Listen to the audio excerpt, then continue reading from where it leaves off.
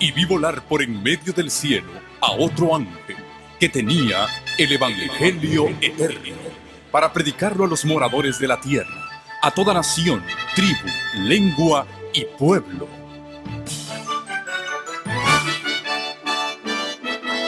Con ustedes su programa cristiano con temas bíblicos de actualidad. Un programa que trae al mundo la verdad presente. Este es el Evangelio eterno.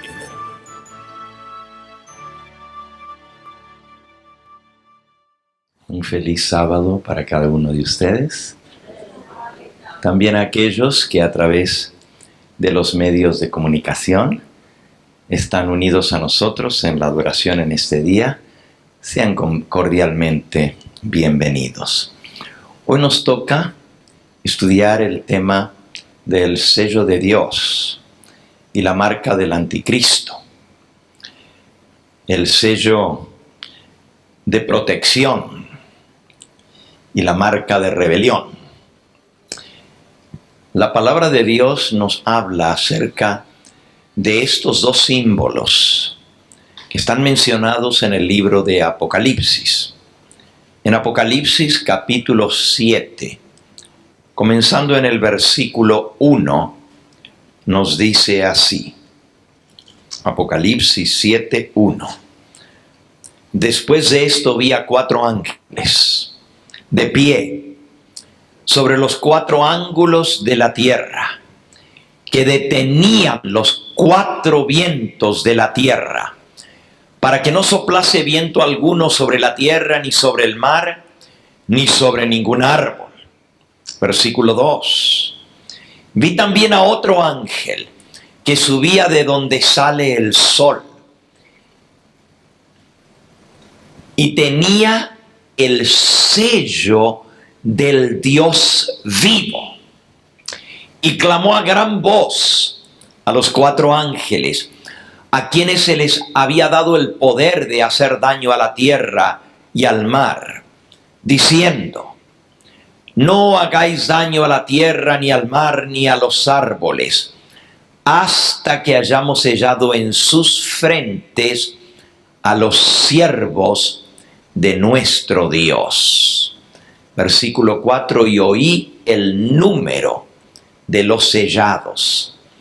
144,000 sellados de todas las tribus de los hijos de Israel. Por un lado está el ángel que viene de donde sale el sol, del este, y trae el sello del Dios vivo para colocarlo en la frente de los siervos de nuestro Dios. Y Juan dice: oí el número de los sellados. 144,000 sellados de las tribus del pueblo de Israel.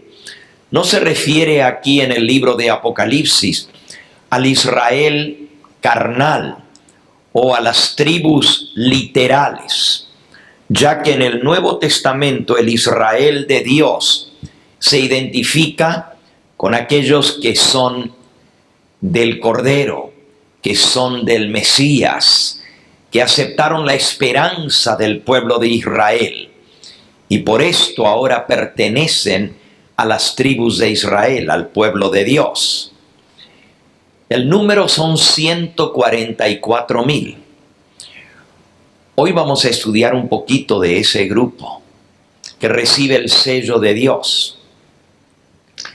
Y de entrada quiero decirles que no voy a tratar de definir o de especificar si el número 144,000 es un número literal, es decir, que son 144,000, ni uno más ni uno menos, o si es un número simbólico. Si es un número simbólico, pueden ser más de 144,000, pero también pueden ser menos. Mi propósito no es definir si el número es literal o es simbólico, sino más bien identificar quiénes son los 144,000, cuáles son sus características y cómo nosotros podemos recibir el sello de Dios en nuestra frente. Ese es un lado de la moneda, pero hay otro lado de la moneda. Apocalipsis capítulo 14,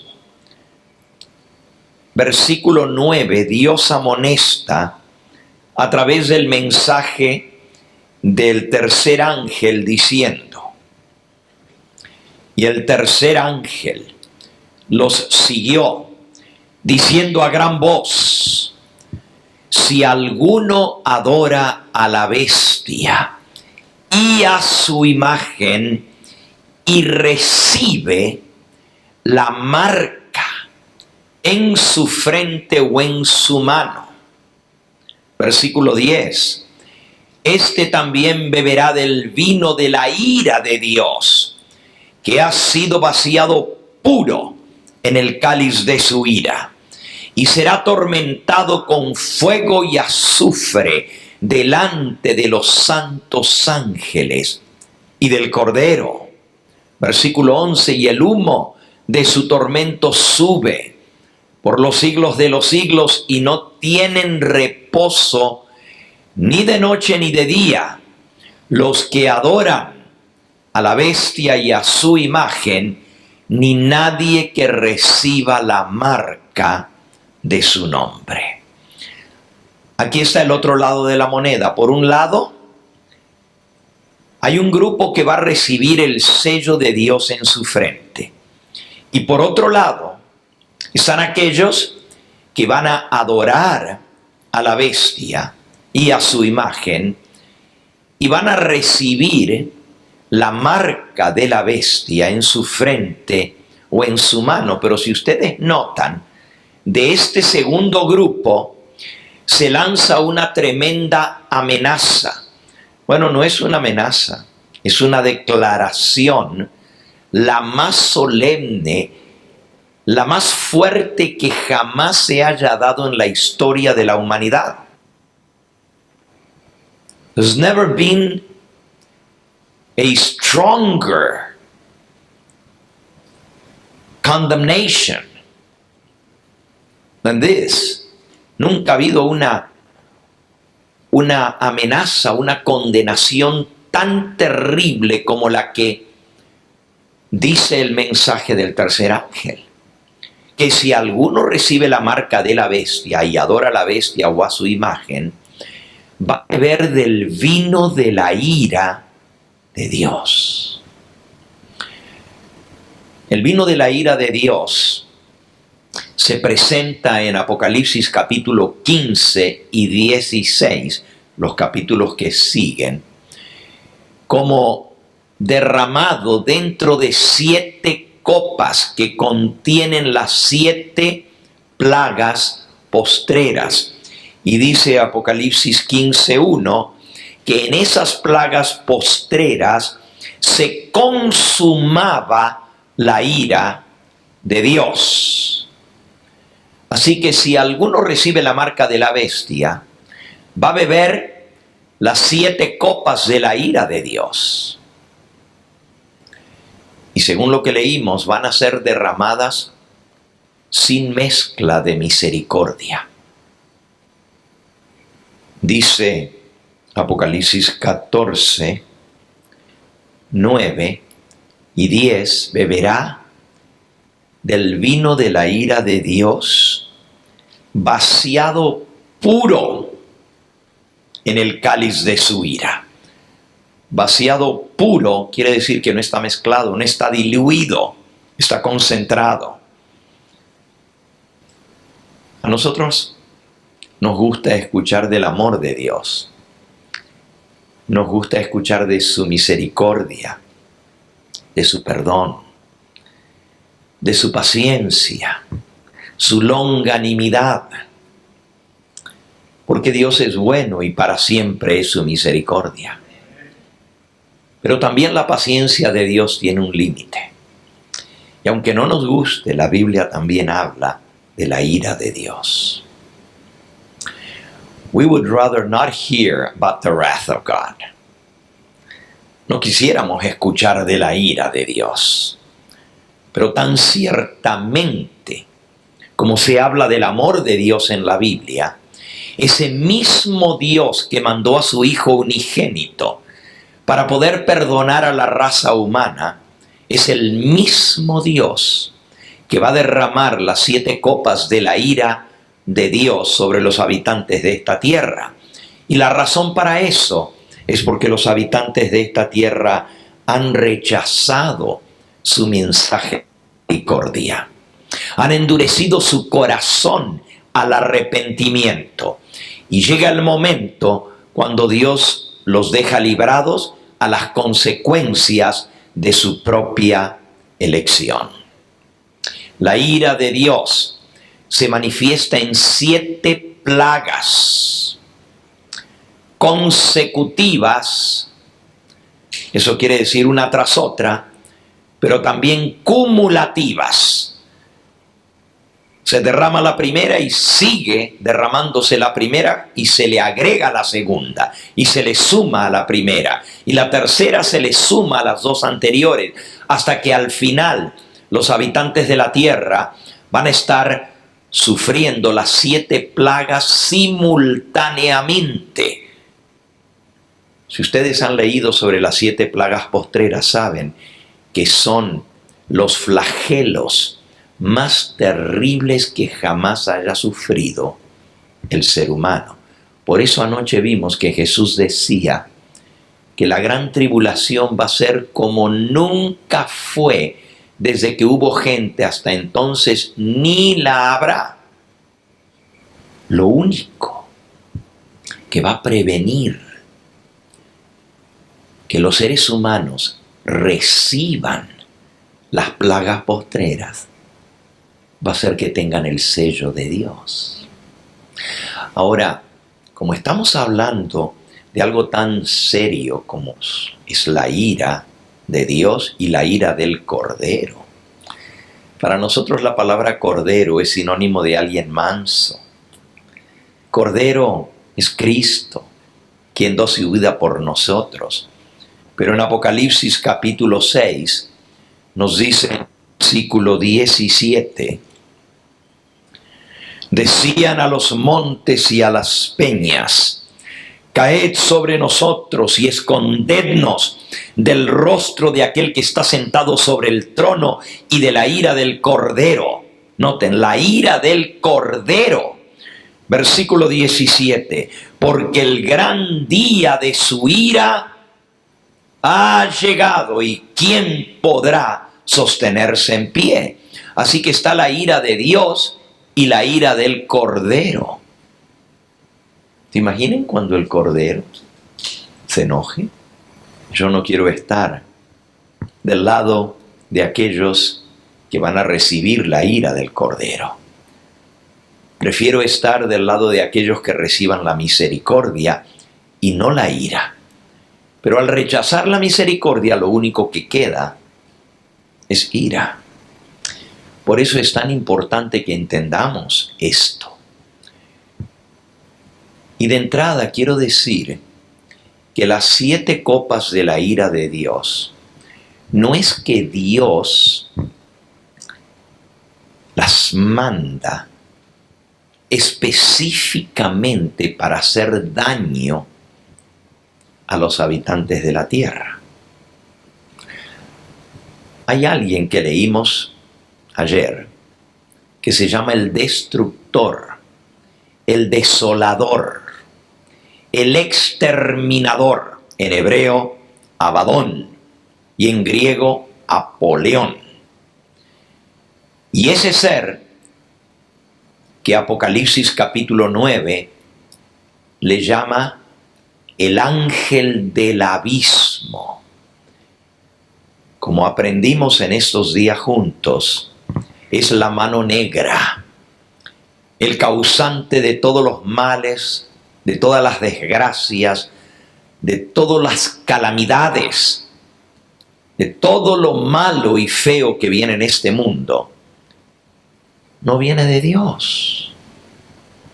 Entonces, ¿por qué la Biblia habla de la ira de Dios que va a ser vaciada pura en el cáliz de su ira? ¿Será que Dios se enoja al igual que el hombre? Aprendimos la primera noche que cuando la maldad, cuando el pecado y la rebelión contra el Dios del cielo, la violencia y la inmoralidad llegaron a cierto límite que Dios estableció, Dios dijo: basta, no contenderá mi espíritu con el hombre para siempre. Y le puso término. Y Dios dijo: voy a castigar la maldad sobre los habitantes de la tierra. Y vino un tremendo diluvio que se llevó a todos los rebeldes. Por cierto, fueron bien pocos los que se salvaron, nomás 8 personas. Y de esas 4 parejas Dios comenzó borrón y cuenta nueva. Y de ahí se pobló la raza humana nuevamente.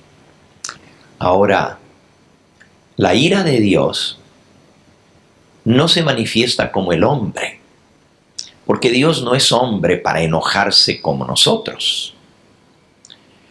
La ira de Dios es un celo santo contra lo malo.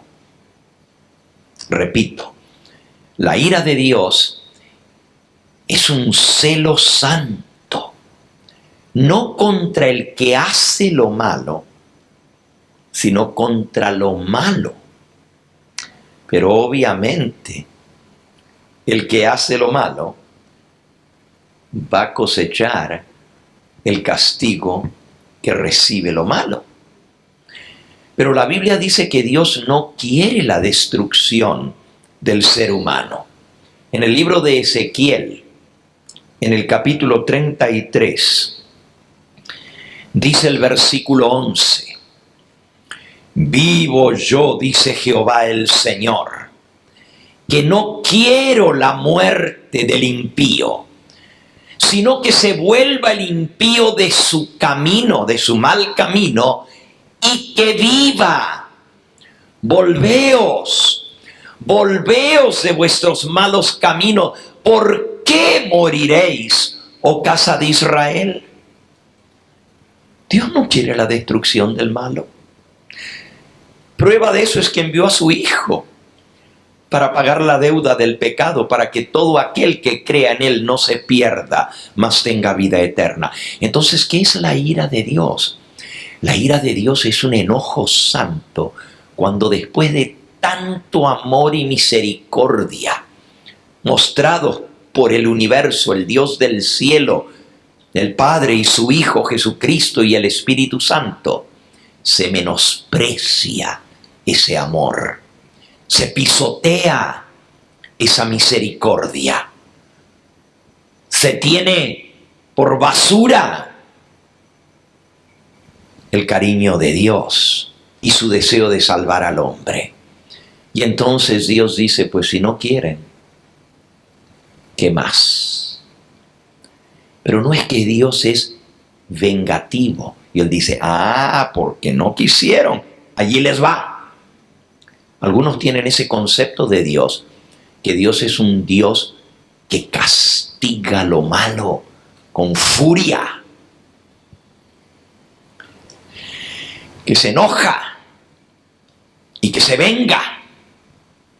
Nada más está más lejos de la realidad. Ya leímos: vivo yo, dice Jehová el Señor, que no quiero la muerte del impío.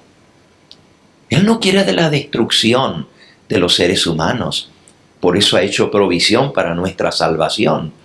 Pero cuando el hombre rechaza impunemente la misericordia, el amor, el perdón de Dios, Dios lo deja librado a su propia elección. Lo voy a explicar de esta manera. ¿Manda Dios las tinieblas? Las tinieblas vienen de Dios, Él la creó. La Biblia dice que en Él no hay sombra, en Él no hay tiniebla. Dios es luz y no hay en Él ni siquiera una pizca de oscuridad. Entonces, ¿de dónde viene la oscuridad?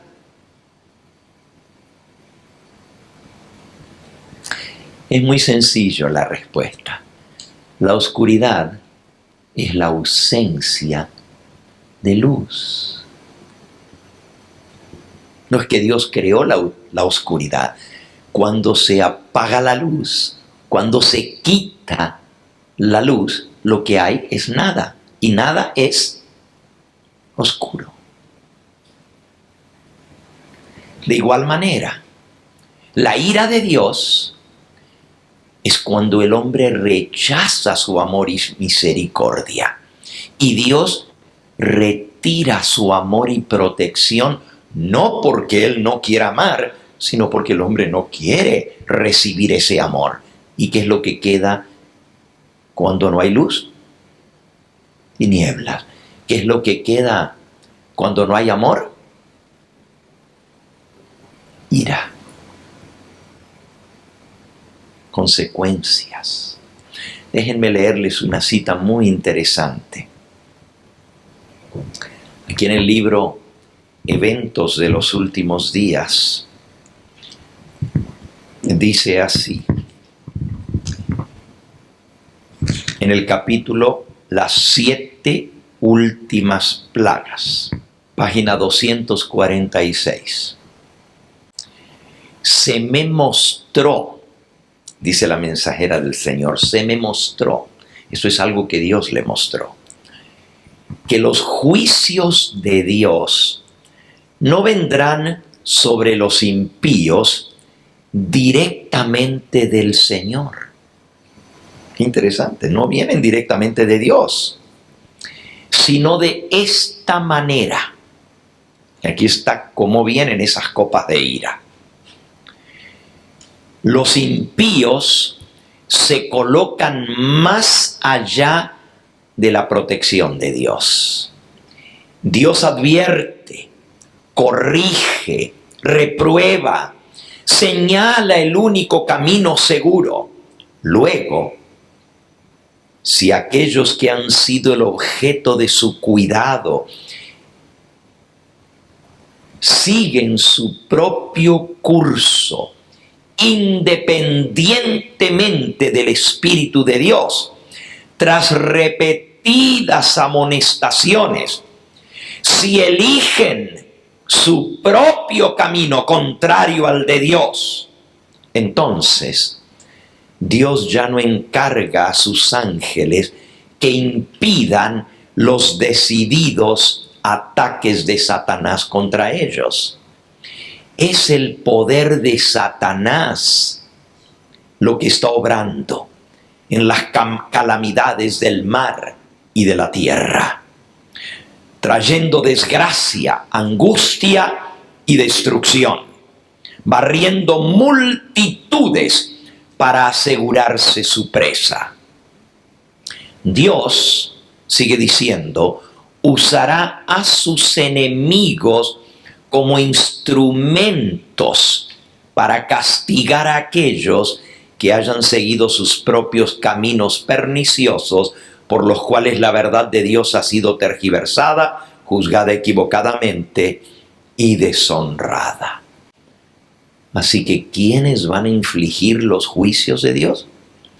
Los mismos enemigos de Dios, los ángeles del maligno.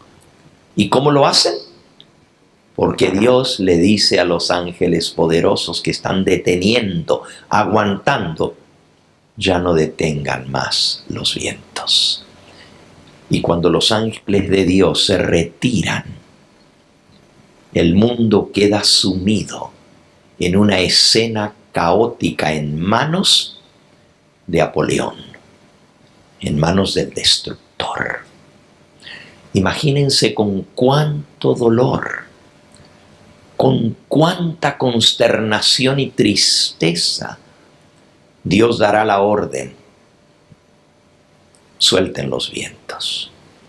Si Él dice, yo no quiero la muerte del impío. sino que se vuelva el impío de su mal camino y que viva. Pero llega el momento que Dios dice, ya no hay nada más que puedo hacer para tocar el corazón de los hombres. Ya he agotado todas las maneras. He hablado de todas las formas. He mandado mis mensajeros. He hablado permitiendo que Satanás los sacuda para que vean su furia, pero ni aún así escarmientan. Entonces, no hay nada más que pueda hacer. Escogieron ese camino. Quedan ahora en las manos de aquel a quien escogieron, del jefe que ellos buscaron, Satanás. El Espíritu de Dios, sigue diciendo la cita, termina por retirarse de la tierra. Aquí está. El Espíritu de Dios, página 246, insultado, rechazado, abusado. Porque el Espíritu de Dios es el que nos lleva al arrepentimiento. El Espíritu de Dios es el que actúa en nuestra conciencia, en nuestro corazón, mostrándonos que estamos mal.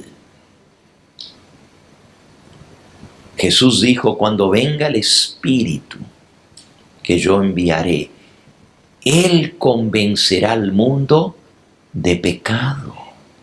Él es el que trae convicción de que estamos mal. Pero cuando el Espíritu de Dios insultado, rechazado, abusado, es como cuando una esposa trata de suavizar a su esposo que la maltrata y le habla bonito y le habla bien y lo trata bien, y sin embargo el hombre se vuelve peor y más ella le suplica, más la abusa. ¿Qué pasa entonces? No queda otra, no hay otro remedio, no hay otro camino. Tiene que terminar separándose porque atenta contra su vida. De igual manera, el Espíritu Santo, cuando es rechazado, cuando es abusado, nos llama a la misericordia, nos llama al perdón. Y el ser humano sigue burlándose de Dios. Dios dice, está bien, no puedo obligarlos. Se retira. Y cuando la luz se va, lo que queda son las tinieblas. Tan pronto como el Espíritu de Dios termine por alejarse de esta tierra, se llevará a cabo la cruel obra de Satanás en tierra y mar. Lo que está aguantando ahora es porque el Espíritu de Dios todavía tiene una obra que hacer. O podríamos ponerlo como lo leímos al principio. El ángel que está sellando a su pueblo está haciendo su obra. ¿Y qué es el sello de Dios? Fíjense que estamos leyendo sobre el Espíritu Santo. Ese es el sello de Dios. El sello de Dios es el Espíritu Santo. Vamos a leerlo. Efesios, capítulo 4.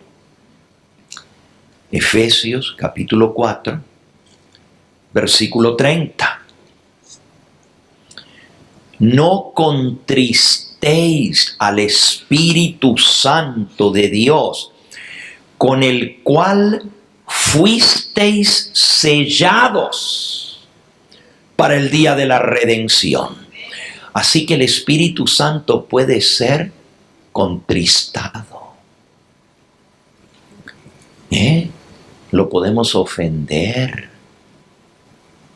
lo podemos rechazar, lo podemos abusar Y finalmente el Espíritu Santo se contrista como toda persona que trata por todos los medios de mostrarnos su amor, y rechazamos, y rechazamos, y rechazamos, y más nos muestra su amor,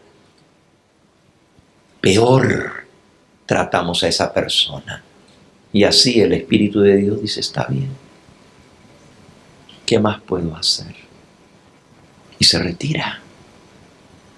Ahora aquí dice, no contristéis al Espíritu Santo de Dios, con el cual fuisteis sellados para el día de la redención. Así que el Espíritu Santo es ese mensajero que viene de donde sale el sol, del este. Escuchen bien lo que estoy diciendo. A veces leemos la palabra ángel y nos imaginamos un ser con 2 alas que viene volando y va a venir a poner una marca en la frente de los hijos de Dios. La palabra ángel en griego es ángelos y quiere decir mensajero. Un go-between, mediador quiere decir la palabra. Malak en hebreo, malak. Un ángel es un mediador, un intermediario. Y en este caso de Apocalipsis 7, vi a otro ángel que subía de donde sale el sol y tenía el sello del Dios vivo. Ese mensajero es un mensajero divino, es un mensajero celestial. Es el mismo Espíritu Santo, Él es el que nos sella para el día de la redención. Leamos otro versículo allí mismo en Efesios, en el capítulo 1. Dice el versículo 13. En Él también vosotros, habiendo oído la palabra de verdad. Efesios 1:13. Habiendo oído la palabra de verdad, el evangelio de vuestra salvación, y habiendo creído en Él, en Cristo, fuisteis sellados con el Espíritu Santo de la promesa. ¿Con qué somos sellados? Con el Espíritu Santo. Cuando creemos en Cristo, comienza esa obra del Espíritu Santo en nosotros. Se llama la santificación. Porque a través de la justificación, Dios nos declara justos, perdonados. No nos inculpa el pecado. Dice, no importa lo que hayas hecho, estás perdonado. Eso es justificación. Pero santificación es la obra de quitar el pecado y la rebelión en nuestra vida y de hacernos a la voluntad de Dios, a que volvamos a reflejar en nosotros su imagen. La justificación puede suceder en un minuto. En el momento en que yo reconozco que soy pecador, me arrepiento, confieso mi pecado y creo que Jesús pagó por la deuda de mi pecado, en ese mismo momento soy perdonado. Estoy justificado. No porque yo sea justo, sino porque Él es justo. Porque Él pagó la deuda. Se canceló mi deuda completa del pecado. Ya no debo nada. Por eso estoy justificado. Pero eso no quiere decir que estoy sanado del pecado. El Señor me perdona, pero todavía hay marcas del pecado en mí. Hay poder del pecado en mí. Y Dios tiene que erradicar eso de mi vida. Se los pongo con esta ilustración. ¿Qué es la salvación? ¿Qué quiere decir salvar? A ver, demos una ilustración. Solamente se puede salvar a algo que está perdido. No se puede salvar a algo que no está perdido, ¿verdad? Si un barco está en alta mar y lanza una señal de SOS. SOS. A stress o distress signal. Una señal auxilio. Digamos que el barco está averiado. Golpeó contra un témpano de hielo y se rasgó un lado. Y se le está metiendo el agua rápidamente, se está llenando. El barco está perdido. No puede hacer nada por sí solo para salvarse. Ya está dañado, ni modo que lo arreglen allá en alta mar. Todo el cargo viviente que trae, todas las personas están condenadas a irse al fondo del mar. Por eso lanza el distress signal, la señal de auxilio, pidiendo que alguien lo venga a socorrer, que lo venga a salvar. Imaginemos que ese barco trae muchas personas a bordo. No es un transatlántico, pero es un barco de pasajeros. Y ahora viene un barco gigantesco que escuchó la señal. Y es el que está más cercano al lugar del episodio. Es un barco gigantesco del ejército. Y se acerca rápidamente a donde está el barco averiado que se está hundiendo. La gente ya está toda arriba de la plataforma más alta del barco, porque abajo ya se llenó de agua y se sigue hundiendo rápidamente, va subiendo el nivel del agua. Ya no tiene salvación por sí solo el barco. Se está hundiendo. Pero ahora viene el barco gigantesco y se le pone al lado del barco perdido, averiado. Y le lanzan unas cadenas gigantescas y atan al barco poderosamente al lado del otro, que es grandísimo. ¿Se sigue hundiendo? ¿Por qué? Porque ahora el que está flotando, ¿cuál es? El barco grande, pero el otro, como está atado, no se hunde. Podríamos decir que el barco se salvó. ¿Está salvado, sí o no? Está salvo. Está salvo. Y ahora el barco grandote lo va conduciendo amarrado. Poco a poco lo va llevando al puerto seguro. Y cuando llegan al puerto, toda la tripulación, la gente que venía en el barco, pueden descender y se salvaron. Porque el barco se salvó. Porque alguien, no ellos, porque ellos no tenían el poder de salvarse a sí mismos, pero alguien más poderoso lo salvó. ¿Están entendiendo la ilustración, verdad? Ese poderoso es Cristo que nos salvó. Ahora les pregunto a ustedes, ¿el barco está salvo en el puerto? Está a salvo. Pero no está sano. Todavía el barco está averiado. Lo atan con amarras al muelle, porque si no se sigue hundiendo. Le ponen flotadores alrededor para que no se siga hundiendo. Y ahora viene el proceso, que no es nada fácil, de reparar el barco. Y reparar el barco para que vuelva a estar sano y salvo toma tiempo. Así es la salvación. La justificación, Dios nos salva, pero la santificación nos repara, nos sana del pecado, nos da el poder para vencer el pecado, para que no nos hundamos. Son los dos procesos. Cuando una persona acepta a Cristo, dice, gloria a Dios, soy salvo, pero todavía no está sano. ¿Cuántas personas se bautizan y no entienden esto? Después que se bautizan, tropiezan y caen y dicen, uy, ¿de qué me sirvió bautizarme si mira, volví a pecar? Y abandonan todo, porque dicen, no, yo pensé que Jesús me había salvado, pero mira, ya estoy otra vez hundido. ¿Y por qué se hundió? Porque se soltó del que lo estaba haciendo flotar.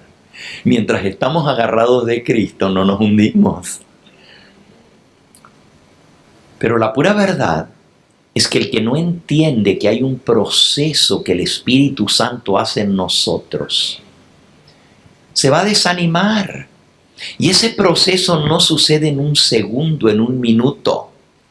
El Espíritu Santo inicia su obra en nosotros, reparando el barco para que pueda otra vez navegar a flote. Y esa reparación en nosotros se llama la santificación. Es darnos la victoria para vencer el pecado. Y esa es la obra del Espíritu Santo. Ahora, el Espíritu Santo es el sello. Dice, con Él fuisteis sellados. ¿Fuisteis sellados? Con el Espíritu Santo de la promesa. El Espíritu Santo es el medio, es el instrumento que Dios usa para sellarnos. Quiero que entiendan esto. La palabra sello, porque hoy estamos hablando del sello de Dios, y la segunda parte del tema es la marca o el sello de la bestia. La palabra sello tiene un doble significado. Le llamamos sello al instrumento que se usa para sellar. Si yo digo, por ejemplo, este documento aquí no está sellado, le falta el sello. No tiene valor. ¿A qué me refiero? ¿Qué le falta? Pero ese sello no se refiere al instrumento. Se refiere a la marca que deja el instrumento y que autentica el documento. En cambio, si yo digo, este documento no está sellado, pásame el sello para sellarlo. Ahora me estoy refiriendo al instrumento que se usa para colocar y autenticar el sello, el documento. El instrumento es el Espíritu Santo. Es el sello de Dios. Con Él fuisteis sellados. Fuisteis sellados con el Espíritu Santo de la promesa. Es decir, el Espíritu Santo es el que coloca el sello. Ahora, ¿para qué sirve un sello? Para dar validez a algo. Autenticidad. No tiene validez si no tiene el sello. De igual manera, la obra de Dios en nosotros no es válida si no tiene el sello. ¿Para qué más sirve un sello? Sí, darle validez de que es algo auténtico, pero ¿para qué más sirve un sello? Muy bien. El sello es un símbolo de que esto me pertenece. Por ejemplo, todos ustedes han visto cómo se marca o sella a los animales, al ganado. ¿Lo han visto? Algunos lo han visto, otros nomás en televisión lo han visto. Es tremendo. Está la marca, se pone al fuego hasta que se pone al rojo vivo. Se ata al animal, se lo sostiene y luego se le imprime eso sobre el cuero y le quema. Yo no quiero ni pensar el dolor que le debe causar eso al pobre animal, ¿verdad? Quemarle en su cuero un hierro candente. Pero ¿para qué lo sellan? ¿Para qué? ¿Nomás para hacerle doler al animal? ¿Para qué? Ah, porque ese sello muestra a quién pertenece ese animal. Si se pierde, si lo roban y lo encuentran por allá, se sabe de quién es. De igual manera, el sello de Dios sirve para mostrar a quién pertenecemos. Yo, por ejemplo, mis libros, les pongo un sello que dice: este libro pertenece a Hugo Gambetta. ¿Por qué? Porque tengo muchos alumnos y a veces me piden prestados los libros y claro, a ellos se les olvida y a mí también, ¿verdad? Pero cuando ven que tiene el sellito, este libro pertenece a Hugo Gambetta, se acuerdan de devolverlo. Un sello sirve para mostrar a quién pertenece algo. El sello entonces es una señal de autenticidad de un documento, pero también es una señal de propiedad, que pertenecemos a aquel que nos selló, al Espíritu Santo. Somos de Él, somos mercadería de Él, porque Él nos compró con su propia sangre. Además, un sello es una marca. Cuando usted pone un sello o una marca, es para diferenciar eso de lo demás. Uno va pasando y dice: ah, este no tiene la marca, este no es de esta categoría. Para eso se marca algo. Yo, por ejemplo, cuando paso los nombres de las personas que asisten a una reunión, les pongo una marca para saber que esa tarjeta ya la copié y ya la metí en la computadora. Y luego, si se me traspapelan, ya sé que esa la copié, no tengo que volver a buscar en la computadora a ver si está ya el nombre ingresado, porque ya lo puse. Pero esa marca me ayuda a diferenciar eso de lo demás. De igual manera, el sello que Dios coloca en sus hijos nos separa, nos diferencia de los demás, pero se va a usar esa marca como una señal de protección. El que tenga la marca no es igual que los demás. Este no lo toques. Vamos a leerlo en el libro de Ezequiel, en el capítulo 9. Ezequiel, en el capítulo 9.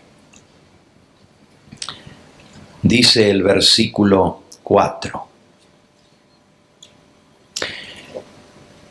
Jehová le dijo: pasa por en medio de la ciudad, por en medio de Jerusalén, y ponles una señal en la frente a los hombres que gimen y claman a causa de todas las abominaciones que se hacen en medio de ella.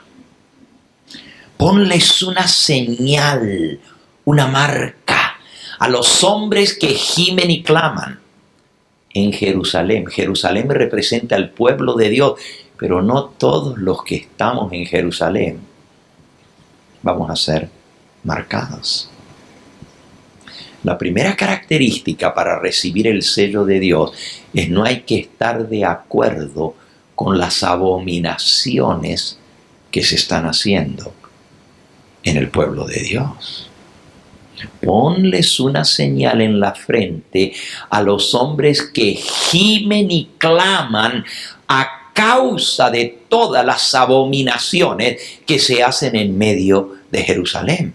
Si Jerusalén representa al pueblo de Dios, la iglesia, quiere decir que dentro del pueblo de Dios están sucediendo cosas que Dios abomina. ¿Ustedes están de acuerdo con eso? Están pasando cosas aún dentro del pueblo de Dios, de Jerusalén, de la iglesia, que no están de acuerdo con la voluntad de Dios y que Dios abomina. ¿Sí o no? Todo el capítulo 8 de Ezequiel, el anterior, nos habla de esas abominaciones que se estaban haciendo en aquella época de Ezequiel entre el pueblo de Dios. Y entonces Dios le dice al varón vestido de lino que trae el sello de Dios, le dice: ponle una señal en la frente a los que gimen y claman por las abominaciones que se están haciendo en medio del pueblo de Dios.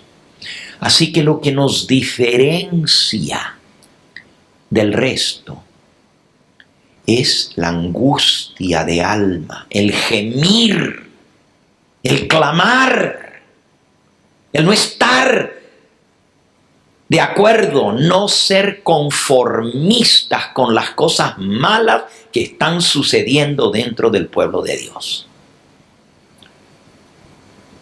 If you shut up, if you don't say anything about it, then you're responsible. Si tú te callas, si no gimes, si no clamas, si no dices nada, eres aparcero. You're part of it. Eres parte de eso. Por eso la primera característica para recibir el sello de Dios es gemir y clamar por las abominaciones que se están haciendo dentro del pueblo de Dios. Pero ¿por qué en la iglesia, en el pueblo de Dios, va a suceder eso? Siempre ha sido así. ¿Que no pasó lo mismo en la época de Noé? El mismo pueblo de Dios se corrompió. ¿Se acuerdan que hablamos hace 2 noches atrás de 2 pecados que precipitaron el diluvio? 2 pecados grandes. Pero yo nomás les expliqué uno, ¿se acuerdan? Ahora les voy a decir el otro. 2 pecados. Fue que el hombre comenzó a hacerse como si fuera Dios, a jugar a ser Dios. Comenzó a manipular genéticamente la creación de Dios y a crear nuevas especies de animales y a manipular también la genética del hombre. Eso ya lo leímos el jueves, ya estudiamos de eso. Pero hay otro pecado que hizo que Dios diga basta. En Génesis, en el capítulo 6, dice el versículo 1: aconteció que cuando comenzaron los hombres a multiplicarse sobre la faz de la tierra y les nacieron hijas, versículo 2, viendo los hijos de Dios que las hijas de los hombres eran hermosas, tomaron para sí mujeres, escogiendo entre todas. Y dijo Jehová: no contenderá mi espíritu con el hombre para siempre, porque ciertamente él es carne, serán sus días 120 años. Dios le puso término, 120 años y no más. ¿Por qué? Porque los hijos de Dios estaban mezclando con las hijas de los hombres. Ahora, yo estoy al tanto que hay algunas iglesias y organizaciones que dicen que fue que los hijos de Dios, los ángeles, tuvieron relaciones con seres humanos. Eso enseñan los mormones, eso enseñan los testigos de Jehová. Que ángeles, obviamente ángeles caídos, pero seres espirituales, se metieron con seres humanos y eso fue lo que causó el diluvio. Para nosotros, la mensajera del Señor nos explica en qué consistió ese pecado que precipitó que Dios diga basta, que Dios diga no más. Voy a destruir la tierra y a los habitantes de ella porque el pecado ha llegado al colmo. Escuchen cómo lo explica la mensajera del Señor. En el libro Patriarcas y profetas. En el capítulo Set y Enoc. Patriarcas y profetas. El capítulo Set y Enoc. Ese capítulo comienza, está justo antes del diluvio, es el capítulo 6, porque el 7 es el diluvio.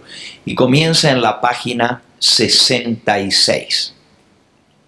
Les voy a leer cómo Elena de White explica ese texto que acabamos de leer en Génesis capítulo 6.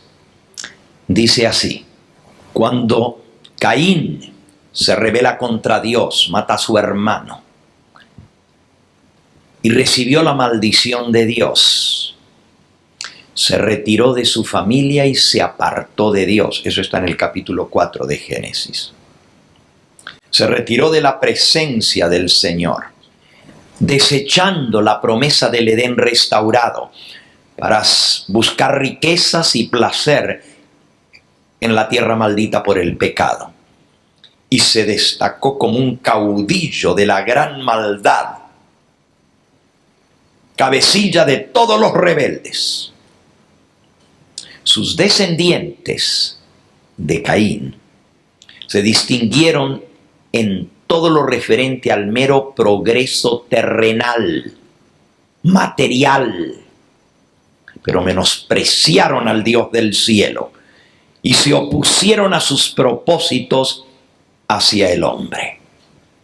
Los descendientes de Caín, los rebeldes, esos eran los hijos de los hombres. Ahora los hijos de Dios. Sigue diciendo: los descendientes de Set, porque Abel había muerto, ¿verdad? Pero Dios le dio otro hijo a Adán y a Eva que se llamó Set, en lugar de Abel que había muerto.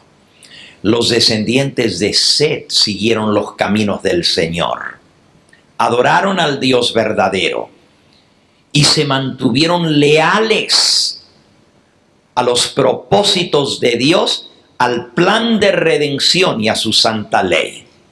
Durante algún tiempo las dos clases, los descendientes de Caín y los descendientes de Set, permanecieron separadas, las dos clases. Se esparcieron del lugar en que se habían establecido primeramente, y los descendientes de Caín se dispersaron por todas las llanuras y los valles donde habían estado antes los hijos de Set.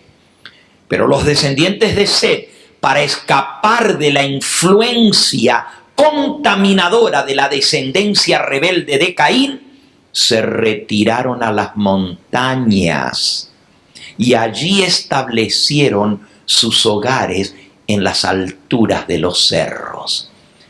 Qué interesante. Miren desde cuándo el verdadero pueblo de Dios, para no contaminarse, se va a las montañas. Desde antes del diluvio, desde apenas creado el mundo, los descendientes de Set huyeron de la corrupción de los descendientes de Caín y se fueron a vivir en las montañas, lejos de la corrupción de los valles.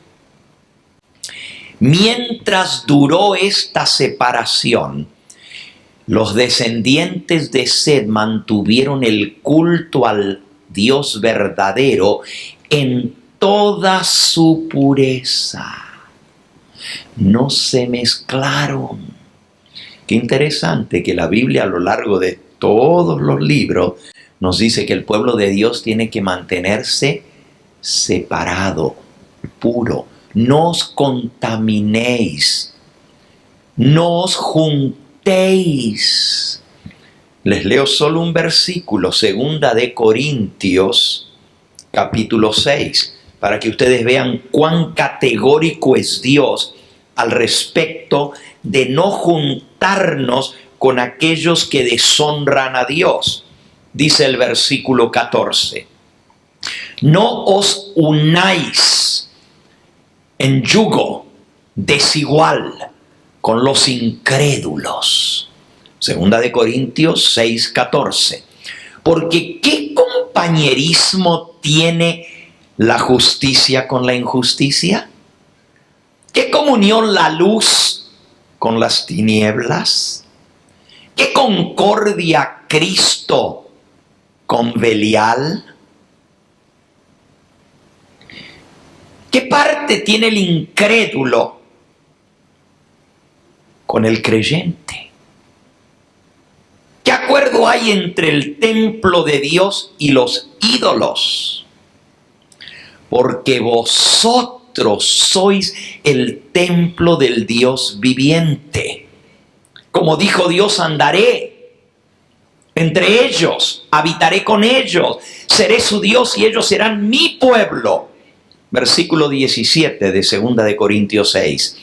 Por lo cual dice, salid de en medio de ellos y apartaos, dice el Señor, y no os contaminéis, no toquéis lo inmundo, y seré para vosotros por padre, y vosotros me seréis hijos e hijas, dice el Señor Dios Todopoderoso. Así que para ser hijos del Todopoderoso, para que Dios habite entre nosotros y que seamos su pueblo, no podemos contaminarnos. Tenemos que apartarnos. Miren desde cuándo viene esto que Dios manda en su palabra. Y termina diciendo la mensajera del Señor, mientras las dos descendencias se mantuvieron separadas, el pueblo de Dios fue fiel a Dios en guardar sus mandamientos, en no contaminarse.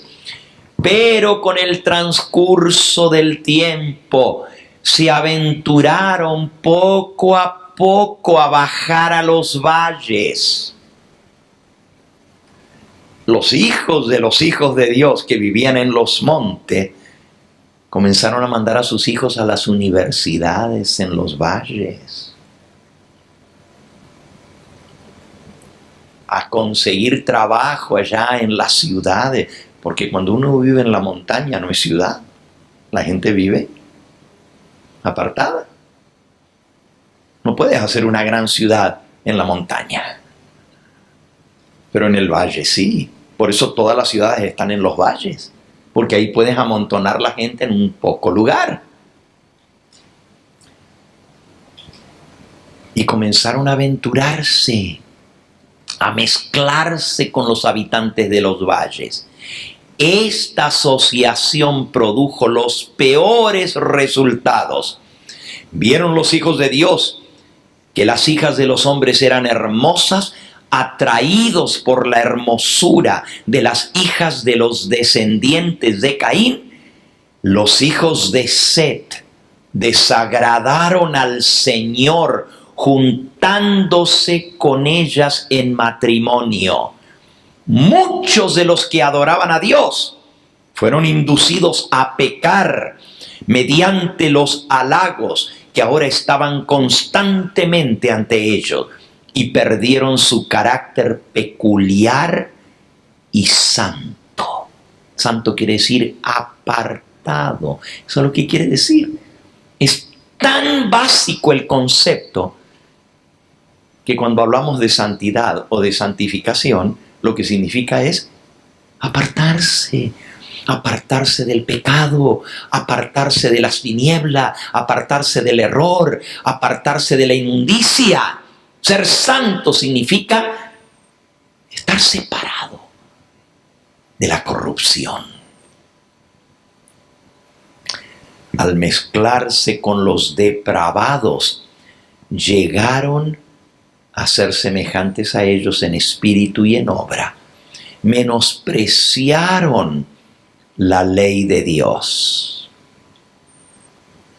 Fijaron su atención en la prosperidad, en el gozo terrenal, en la diversión, y descuidaron los mandamientos del Todopoderoso. A los hombres no les pareció tener en cuenta a Dios. Se desvanecieron en sus pensamientos y su necio corazón fue entenebrecido. Por eso Dios los dejó a su elección. los entregó a una mente reprobada. El pecado se extendió ahora por toda la tierra como una lepra mortal. Parecía que ya no había fieles de Dios en la tierra. ¿Y qué dijo Dios? Se acabó, basta. El libro del profeta Amós presenta a Dios como si fuera un ser humano que va por las calles con una linterna buscando si encuentra algún fiel, con una lámpara. Y dice Amós, ¿será que ya no hay fieles en la tierra? ¿Será que todos han abandonado el camino del Señor? Y así parece estar el mundo hoy en día, hermano. Por eso me gustó el canto de la hermana anoche, ¿verdad? Que era para reflexionar y me hizo reflexionar. Porque decía, ¿dónde están los Enoc? ¿Dónde están los Daniel? ¿Dónde están los 3 jóvenes hebreos? ¿Dónde está el puro José? Ya no hay, porque parece que el mundo entero está corrompido. Por eso Dios tiene una obra de purificación, de santificación. Esta obra se llama el sellamiento. Y el sellamiento es ir colocando la marca de Dios que separa de los demás. Así que el sello también es una marca de separación. Yo sé que yo he enseñado las 3 P's del sello de Dios. Una marca de protección, una marca de posesión o pertenencia, que le pertenecemos a Él, y una marca de perfección. Pero ahora estoy hablando de una marca de separación. Porque el sello de Dios muestra que estamos separados. Y eso es exactamente lo que dice la palabra de Dios. Busquen por favor Primera de Timoteo, capítulo 2, a ver qué es el sello. Segunda de Timoteo, capítulo 2, versículo 19. Segunda de Timoteo 2, 19 dice, pero el fundamento de Dios está firme, teniendo este sello. Aquí está el sello. Conoce el Señor a los que son suyos. Así que ¿para qué sirve el sello? Igual que la marca en los animales, para saber a quién pertenecen, ¿verdad? Conoce el Señor a los que son suyos. ¿Y para qué otra cosa sirve el sello? Apártese de iniquidad todo aquel que invoca el nombre de Cristo. Si no nos apartamos del pecado, de la iniquidad, de la maldad, no tendremos el sello de Dios. Así que la primera característica es que van a estar gimiendo y clamando por las abominaciones que se hacen en el pueblo de Dios. Y Dios dice, apártense. ¿Qué comunión tiene la luz con las tinieblas? Hace unos días atrás, una hermana me decía, pastor, ¿qué hago? Me llamó por teléfono. En la ciudad donde yo vivo no hay iglesia del Evangelio Eterno. Y yo voy a la iglesia adventista. Y yo le dije, está bien, hermana, pues es la misma iglesia. Me dice, no, pastor. Yo tengo mis nietecitos. Y en el culto tienen una batería al frente y tocan tambores y tocan platillos. Y los que dirigen la música en la iglesia bailan dentro del templo. Yo no quiero que mis nietos se críen viendo eso. Van a pensar que esa es la manera de adorar a Dios. ¿Cómo yo puedo seguir allí si no es lo mismo? Qué difícil, ¿verdad? A veces decimos, bueno, yo voy y agarro lo bueno. Y agarro lo bueno y pues lo malo lo obvio lo paso por alto. Pero ¿qué compañerismo tiene la luz con las tinieblas? ¿Qué parte el creyente con el infiel? Es muy difícil mantenerse puro en medio de la corrupción reinante y sobre todo para las mentes de nuestros hijos y nuestros nietos que todavía no están maduras para discernir entre lo correcto y lo incorrecto, entre lo bueno y lo malo. Por eso, si tienes niños, ten cuidado donde los llevas, porque se van habituando y ya después no le ven nada malo a eso. Pues ¿qué tiene de malo si en la iglesia lo hacemos? Y para ellos la iglesia es lo bueno.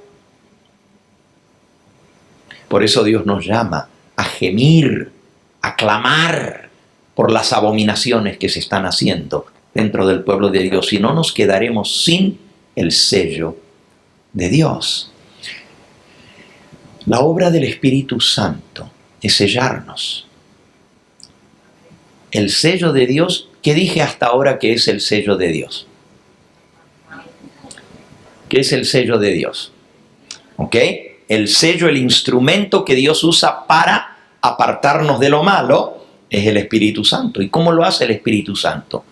Nos habla nuestra conciencia, nos habla por la palabra y nos dice, eso está mal. Todo cristiano que ama al Señor y se ha entregado a Él, siente esa vocecita en su corazón, en su mente, que le dice, this is not good, don't do that. Todo aquel que está en relación con el Señor, todo aquel que tiene ese nexo del Espíritu Santo en su vida, escucha la voz de Dios que le dice, you did wrong, that's not good, you did wrong.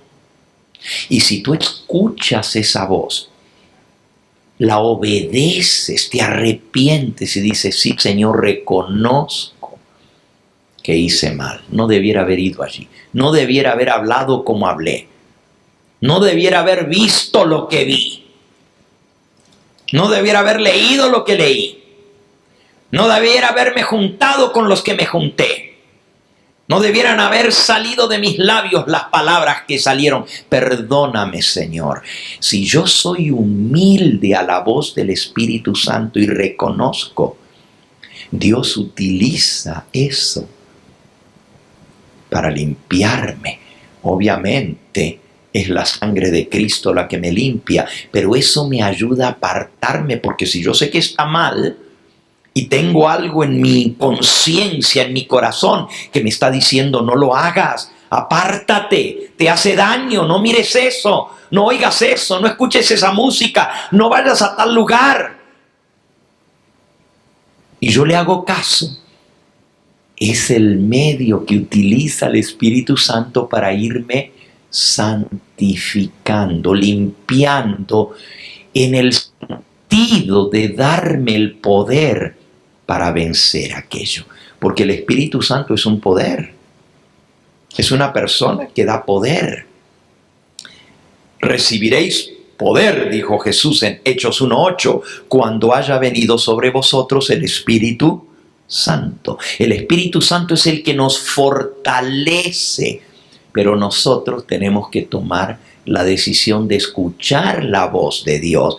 Dios nos habla por su palabra. Escuchen bien ahora, porque hay personas que dicen, ay, Dios me habló. Pero resulta que lo que Dios le habló no está de acuerdo con lo que está aquí. Pero ellos están bien convencidos de que Dios le dijo, Dios me habló. You know what? God does not contradict himself. Dios no se contradice. Y si Dios te habló y te dijo algo que contradice el libro de Dios, tú sabes que no es del Espíritu Santo. Una vez yo le estaba dando estudios bíblicos a una señora en Glendale, aquí en California. Estaba jovencito yo. Y le mostré la verdad de la Biblia sobre el Shabbat, sobre el sábado. Y lo vio y lo leyó. Me dijo, yo nunca lo había visto. Y le dije, ¿qué vas a hacer, mi hermana, ahora? Me dijo, tengo que pensar sobre esto, una decisión muy importante. Le voy a consultar al Señor.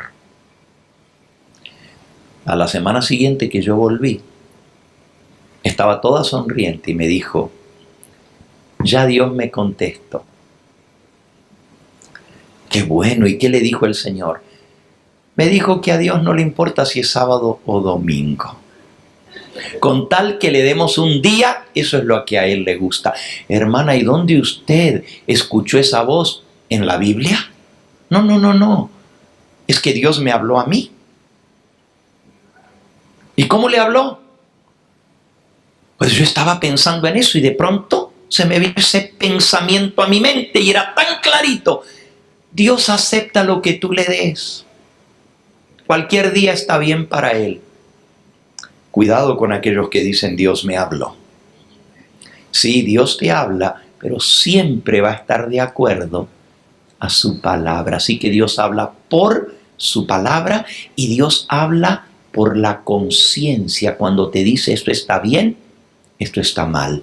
Y si nosotros no somos duros, no endurecemos nuestro corazón, el Espíritu Santo nos va a guiar a toda verdad. Y la palabra de Dios es esa verdad. Y va a poner nuestra vida en armonía con su palabra. Entonces el Espíritu Santo es el instrumento que Dios usa para sellarnos. En ese sentido es el sello de Dios.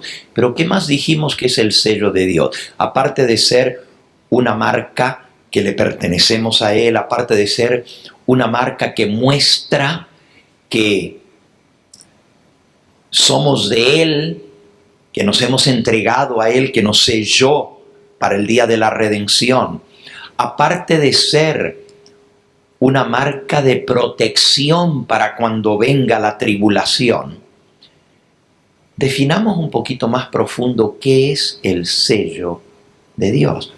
¿Qué es lo que el Espíritu Santo sella en nosotros? Sí, hermana, muy bien. El Espíritu Santo es un sello de perfección. ¿Qué es lo que el Espíritu Santo sella en nosotros? Recuerden que el término sello tiene dos acepciones. Primero, si yo digo, pásame el sello, voy a sellar el documento, estoy pidiendo un instrumento para sellar. Pero si digo, este documento no tiene el sello, me estoy refiriendo a la marca que deja el sello en el papel. Eso también se le llama sello.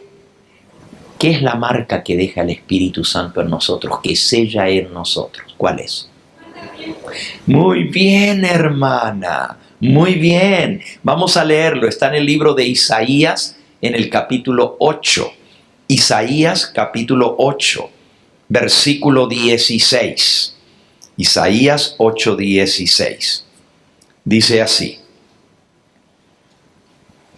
apta el testimonio, sella la ley entre mis discípulos. Ata el testimonio. Cuando atamos algo, es que está amarrado. Y cuando sellamos algo, es que está autenticado. Ata el testimonio de Dios en nosotros, de su palabra. Ata el testimonio entre mis discípulos y sella la ley. Lo que el Espíritu Santo hace en la obra de la santificación es sellar la ley, es decir, el resultado de la obra del Espíritu Santo, que es el sello de Dios, el instrumento, va a ser que mi vida va a estar marcada, va a estar identificada, va a estar señalada por la obediencia. Si yo no obedezco los mandamientos de Dios, el Espíritu Santo no está en mí, porque el Espíritu Santo es santo, y santo quiere decir apartado de toda iniquidad, y la iniquidad es pecado, y el pecado es transgresión de la ley. Entonces, si yo estoy sellado con el Espíritu Santo, es que voy a estar apartado del pecado y voy a guardar los mandamientos de Dios. Ven qué interesante. En el libro de Hebreos, ahora en el Nuevo Testamento, ya leímos allí en Isaías 8:16, ata el testimonio, sella la ley. Ahora vamos al libro de Hebreos, en el capítulo 10, dice el versículo 15, y nos atestigua lo mismo. Atestiguar quiere decir dar testimonio. Nos atestigua lo mismo el Espíritu Santo. Ahora el que da testimonio es el Espíritu Santo, porque después de haber dicho, este es el pacto que haré con ellos después de aquellos días, dice el Señor, pondré mis leyes en sus corazones y en sus mentes las escribiré. Fíjense qué clarito lo que dice el Espíritu Santo. Este es el pacto de salvación que haré con ellos. Pondré mis leyes en sus corazones, las escribiré en su mente. Les hago una pregunta, esto ya es científico. Nuestro cerebro está dividido en varias partes. Le llamamos la mente al cerebro. ¿Cuál es la parte del cerebro que tiene que ver con los valores morales, con las decisiones de lo bueno y lo malo? ¿Cómo se llama esa parte del cerebro que tiene que ver con la moral? Una persona que no tiene moral es que no está afectado en esa parte del cerebro. ¿Cómo se llama? El lóbulo frontal. ¿Y saben dónde está el lóbulo frontal? Debajo de la frente. Aquí, directamente.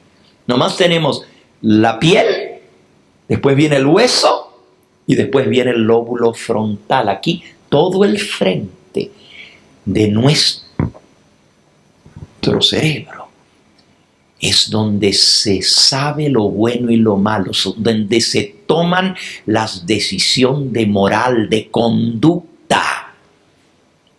Voy a hacer esto, no lo voy a hacer. Ahí está la voluntad de hacer lo bueno o de hacer lo malo. Aquí.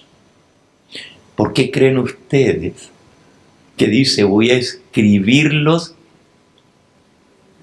en la frente al sello de Dios? Se lo voy a poner aquí en la frente. Vean qué interesante lo que es el sello de Dios. Ahora, ya no refiriéndome al instrumento que es el Espíritu Santo, sino a lo que el Espíritu Santo sella en nosotros, que es su ley. Vean qué interesante cómo el Espíritu Santo concuerda a través de su mensajera en el libro Eventos de los Últimos Días, el capítulo titulado El Sello de Dios. Sello de Dios, capítulo 15. Tan pronto, página 223, tan pronto como el pueblo de Dios sea sellado en su frente, en el lóbulo frontal, no se trata de un sello o una marca exterior que pueda verse. La gente piensa que nos van a poner un brand, una marca aquí. No se trata de eso, dice aquí. No se trata de un sello, una marca exterior que pueda verse, sino de un afianzamiento en la verdad, tanto intelectual como espiritualmente, de modo que los sellados son inconmovibles, no los pueden mover para hacer lo malo. Tan pronto como el pueblo de Dios sea sellado, vendrá el zarandeo, pero no los va a poder sacudir. Ah, mis hermanos, entonces, ¿qué es el sello de Dios? Es un afianzamiento en la verdad. Y los conceptos de verdad, los conceptos de justicia, los conceptos de moral, todos están sellados en el lóbulo frontal, aquí donde el Espíritu Santo nos habla, la conciencia. Aquí se decide lo que hacemos. Y aquí es donde Dios fortalece la voluntad. It's called in English the power of the will, el poder de la voluntad para hacer lo bueno. Entonces el sello de Dios tiene que ver con un afianzamiento. You're confirmed. You're stable. Estás fundamentado. Echaste raíces y ya no te arrancan el árbol. Eso es lo que significa. La verdad ha tomado posesión de tu ser, de lo que piensas y de lo que haces, de tal manera que nadie te puede sacar. No te pueden sacudir. Bueno, te pueden zamarrear, pero no te pueden arrancar. No. ¿Se acuerdan de Daniel y sus 3 compañeros? Los amenazaron con la muerte, echarlos en un horno de fuego. Y dijeron, ¿sabes qué? Pero te voy a dar una oportunidad más, dijo el rey Nabucodonosor. Te vamos a tocar la música otra vez. Lo único que tienen que hacer es postrarse y adorar la imagen. Y contestaron los 3 jóvenes hebreos, no hace falta que te respondamos sobre este asunto. Ya la decisión está tomada. No adoraremos la imagen ni adoraremos a un Dios falso, porque adoramos al Dios verdadero. Al Señor tu Dios adorará, solo a Él servirá. Así que el sello de Dios tiene que ver con un afianzamiento, con un establecimiento en la verdad de Dios. Y esa es la obra del Espíritu Santo, el que convence. Entonces el Espíritu Santo nos va moldeando, nos va formando, va formateando el disco duro. Aquí, a través de todas las experiencias por las cuales pasamos y las decisiones que tomamos, el Espíritu Santo nos va fortaleciendo para hacer la voluntad de Dios. Ese es el sello de Dios. Algunos dicen, pastor, pero ¿no es el sábado el sello de Dios? Pues obviamente es parte de la voluntad de Dios. Y el sábado se va a constituir en esa señal visible en el tiempo del fin. Bueno, hoy vamos a dejar ahorita aquí lo que es el sello de Dios. Solo voy a terminar con las características de los que reciban el sello de Dios. Solo les di la primera, ¿verdad? Que van a estar gimiendo y clamando por todas las abominaciones. Les voy a dar las demás, no las vamos a estudiar ya. Pero esta tarde vamos a hablar del otro lado de la moneda, que es la marca de la bestia. ¿Ok? Vamos ahora a Apocalipsis 14 y este va a ser nuestro último pasaje que vamos a considerar. Apocalipsis 14. Dice así, versículo 1 en adelante. Después miré, y aquí el Cordero estaba en pie sobre el monte de Sión, y con él 144,000 que tenían el nombre de él y de su Padre escrito en la frente. Los 144,000 que están con el Cordero tienen el nombre del Cordero y del Padre escrito en la frente. No se trata solamente de tener el nombre correcto. Algunos dicen, bueno, si tú no dices Yahshua HaMashiach, no estás bien, no tienes el nombre correcto. Si tú no dices Yahweh o Yahvé, no tienes el nombre correcto. Yo sé cuáles son los nombres de Dios y por eso los uso, pero en el idioma hebreo. Sin embargo, tener el nombre de Dios es lo que ese nombre representa en tu vida. ¿De qué te sirve mencionar el nombre de Dios como que fuera un talismán, como que fuera una palabrita mágica, si tu vida no está en armonía con lo que ese nombre representa? Escúchalo bien. ¿De qué te sirve decir Yahshua, Yahshua? Pero tu vida no está salvada por Yahshua. Porque Yahshua quiere decir Yahweh es Salvador. Pero si Él no te salvó a ti del pecado, si todavía estás viviendo en inmundicia, no te has apartado de la iniquidad. ¿Qué fue lo que leímos? Apártese de iniquidad todo el que invoca el nombre del Señor. Pero si tú dices que invocas el nombre del Señor, que tengo el nombre, pero no tienes el carácter. Por eso dice que los 144,000 tienen el nombre del Cordero y de su Padre escrito en la frente. Es importante conocer el nombre verdadero de Dios. Es importante porque ese nombre tiene un significado. Y ese significado nos enseña quién es Dios. Pero para yo tener el nombre de Dios en la frente, tengo que tener el carácter de Dios en mi vida. Próxima característica.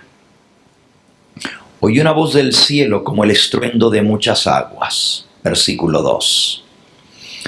El sonido de un gran trueno. La voz que oí era como de arpistas que tocaban sus arpas. 3. Y cantaban un cántico nuevo delante del trono, delante de los 4 seres vivientes y de los ancianos, y nadie podía aprender el cántico sino aquellos 144,000 que fueron redimidos de entre los de la tierra. Ahí está la otra característica. Cantan un cántico que nadie más va a cantar. ¿Y por qué nadie puede aprender ese cántico? Solo los 144,000. Sencillo, porque es el cántico de su experiencia, es el cántico de su vida, y nadie puede cantar lo que tú no viviste, lo que tú no pasaste. Es la experiencia de cómo el Señor te redimió, cómo Él hizo su obra de redención en tu vida. Alabado sea su nombre. Así que el cántico que nadie puede cantar es el cántico de su propia experiencia. Sigo leyendo. 4. Estos son los que no se contaminaron con mujeres, sino que son vírgenes. Oh, qué característica tan interesante. No se contaminaron con mujeres porque son ¿qué? Vírgenes. Una vez un hermano, me lo encontré, me dijo: pastor, ya no puedo ser de los 144,000. ¿Y por qué, hermano? Porque ya me casé, ya me contaminé. No entendía lo que quería decir, no entendía. No se contaminaron con mujeres, quiere decir las mujeres que menciona Apocalipsis en el capítulo 17 y versículo 5. Las rameras, la madre y las hijas. Es decir, no se contaminaron con las doctrinas falsas de Babilonia. La mujer grande, la ramera, la prostituta y sus hijas, que son iguales que la madre, de tal palo, tal astilla. Los 144,000 tienen una fe pura. Ser vírgenes significa que son puras. Tienen una fe pura. No se contaminaron con mujeres. Estos fueron redimidos de entre los hombres como primicias para Dios y para el Cordero. Las primicias son el primer fruto de la cosecha, pero siempre las primicias nos indican que viene una cosecha más grande detrás. Las primicias son los primeros granos. Los 144,000 son las primicias de la gran cosecha de redimidos. Versículo 5. Estos son los que siguen al Cordero por doquiera que va. y en sus bocas no fue hallada mentira, pues son sin mancha delante del trono de Dios. Esta es la característica más difícil de todas. Para tener el sello de Dios, hay que estar sin mancha. ¿Saben lo que es eso? Sin mancha delante del trono de Dios. Hay que ser santos. ¿Será que eso se puede lograr en esta vida? ¿Será que se puede vivir sin mancha? Cristo dijo que sí. ¿Qué dijo Él? Amén, amén. También Él dijo, sed pues vosotros perfectos, como vuestro Padre que está en los cielos es perfecto.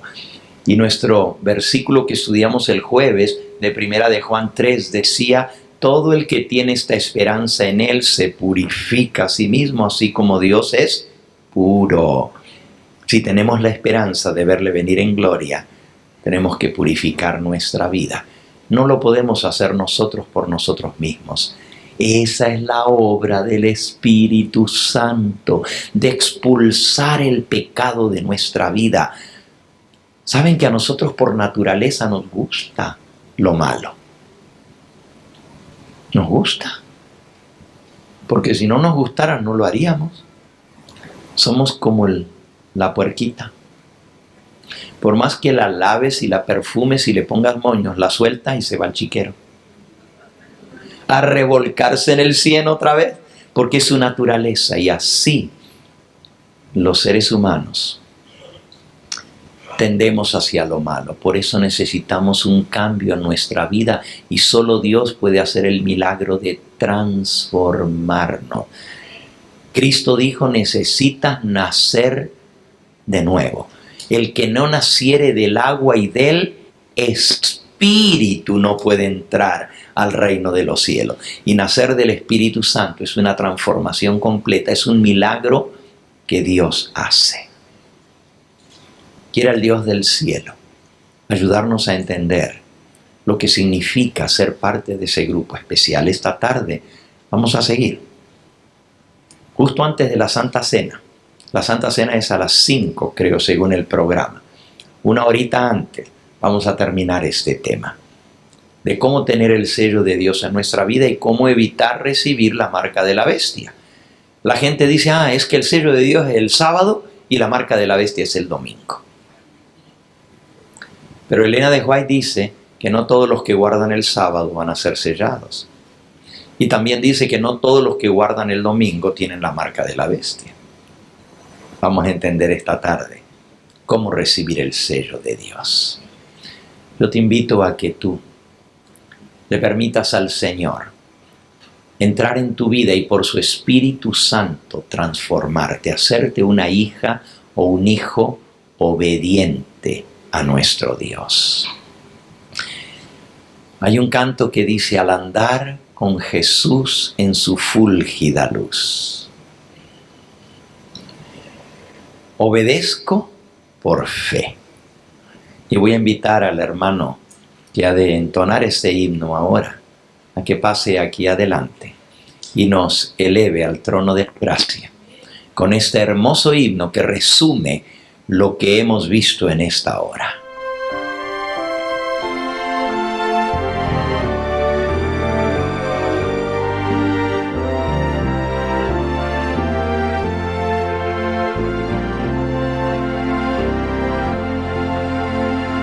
Al andar con Jesús en su fulgida luz, en mi senda su gloria veré y su voz he de oír, pues promete vivir con aquel que obedece por fe.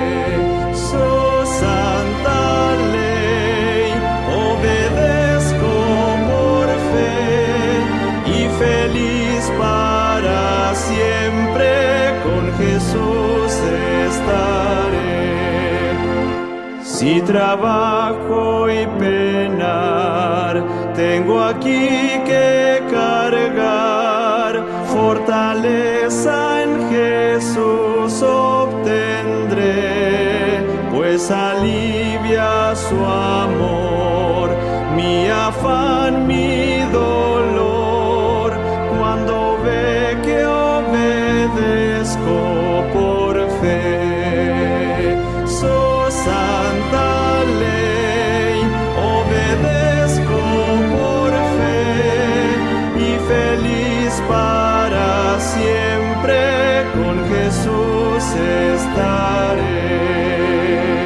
Nunca pude saber de su amor el placer, hasta que todo a Cristo entregué, su bondad, su favor, su poder redentor, goza aquel que obedece por fe. Su santa ley obedezco por fe, y feliz para siempre con Jesús estaré. Fiel amigo Él es, sentaréme a sus pies, y a su lado el camino andaré. Lo que Él diga haré, donde Él quiera iré, sin temor obedezco por fe. Su santa ley obedezco por fe, y feliz para siempre con Jesús estaré. Qué hermoso himno.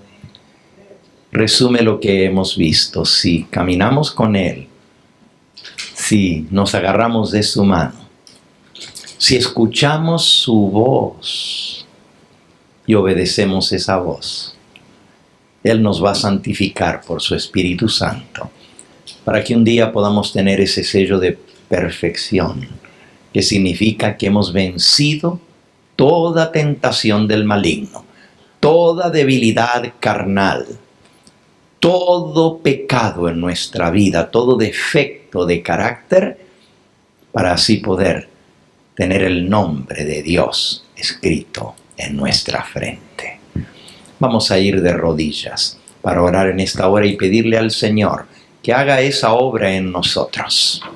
Padre Santo, Dios nuestro, al ver los requerimientos de tu palabra decimos: ¿quién es suficiente? ¿Quién puede lograr estas características? Pero tú fuiste un hombre que viviste en esta tierra igual que nosotros, y por el poder del Espíritu Santo en tu vida saliste victorioso. Y tú tienes todo el poder para dárnoslo. Está a nuestra disposición, si tan solo por fe creemos en tu palabra y la ponemos por obra. Señor, te pedimos que tu Espíritu Santo siga trabajando en nuestros corazones, siga convenciéndonos de pecado, mostrándonos las debilidades y defectos de nuestro carácter, para que al reconocerlas se pueda desarrollar en nosotros aversión, asco, aborrecimiento de lo malo y un deseo profundo de agradarte a ti y hacer tu voluntad. Porque el único poder en este mundo que puede darnos la victoria sobre el pecado es el amor a Cristo. Y por amor estamos dispuestos a hacerlo todo, porque te amamos. Y aunque no tenemos la fuerza, humanamente hablando, tenemos el Espíritu Santo a nuestra disposición para sellarnos, para escribir la ley de nuestro Padre Celestial en la fibra más interna de nuestro ser, en la parte más sagrada de nuestro cerebro, en el lóbulo frontal, donde queremos, Señor, reflejar la imagen de Cristo. Sella a cada persona con este mensaje, que se quede grabado en nuestra mente y que lo pongamos por obra. Y nuevamente, Señor, te rogamos por aquellos que aún no han tomado una decisión, que quizás están escuchando tu palabra, están sintiendo tu llamado, pero aún no se han decidido a hacer un pacto de salvación contigo. Ya sea que estén aquí presentes en esta hora, ya sea que nos estén escuchando a través de los medios de comunicación, donde quiera que estén, Señor, que tu Espíritu Santo los redarguya y que los lleve a tomar decisiones firmes para vida eterna. Gracias por escuchar nuestra oración. Lo pedimos todo en ese nombre que es sobre todo nombre, en el nombre precioso de nuestro amado Salvador, el Señor Jesucristo, Yahshua HaMashiach. Para Él sea la gloria y la honra por los siglos de todos los siglos. Amén, Señor. Amén. Este fue el Evangelio Eterno, su programa cristiano de actualidad bíblica, trayendo al mundo la verdad presente.